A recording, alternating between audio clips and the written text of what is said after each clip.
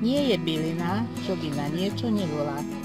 Dnes sme sa vybrali do prírody, aby sme zbierali bylinku, ktorá sa volá pištek obyčajný, a používame ho do žalúdočných čajov, do pečeňových čajov, do čajov na regeneráciu.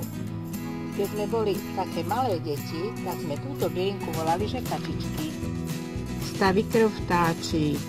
Je to ďalšia bylina, ktorá je veľmi vzácna, ale my sa s ňou stretávame na každom kroku. Veľmi rada nám vytlačí trávnik vo dvore a hneváme sa, ale nevieme, že je to veľmi vzácna bylina, ktorá už svojím názvom stavikrv vtáčí hovorí, že zastavuje akékoľvek krvácanie. My ju používame do obličkových čajov, kde sa často pri problémoch a chorobách obličiek vyskytuje to, že moč má v sebe obsah krvi a tým vlastne zastavuje krvácanie a lieči zápal. Lieči a zastavuje zápal. Mohol by sa používať aj do prieduškových čajov, ale v prieduškových čajoch my už máme asi 12 bylín, ktoré sú veľmi vzácne a riešia dýchacie problémy, a preto tento stavikrv vtáči používame len do obličkových čajov. Zbiera sa na jeseň, lebo vtedy je v ňom najväčšia liečivá sila, keď na ňom vykvitnú také malé, drobné biele kvietky. Ľudové mu hovoríme, že myšochvost.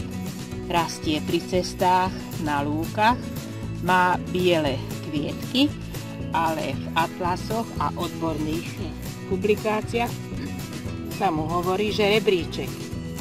Tento rebríček má čistiace účinky na organizmus, pripravuje sa z neho čaj, môže sa z neho urobiť aj tinktúra a rieši všetky problémy malej panvy, teda mužské aj ženské. My ho používame v obličkových čajoch, zase je čistiaci.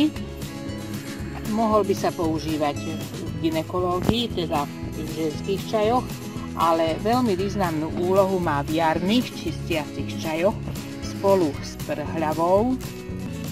Je veľmi dobrou bylinou, ktorá pomáha očistiť organizmus od toxínov.